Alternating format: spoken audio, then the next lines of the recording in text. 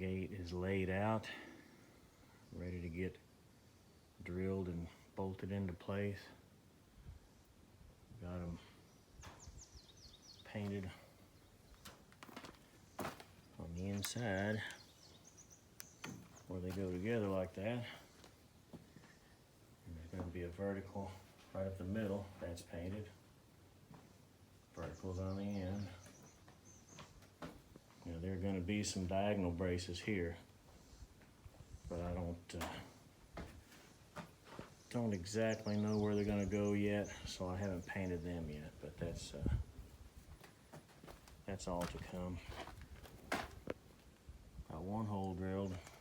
Now I got to hold that up there, and we'll get a bolt in there, 3/8 inch carriage bolt. That'll hold this together. Should be a very nice gate that will last for years and years. Like and subscribe.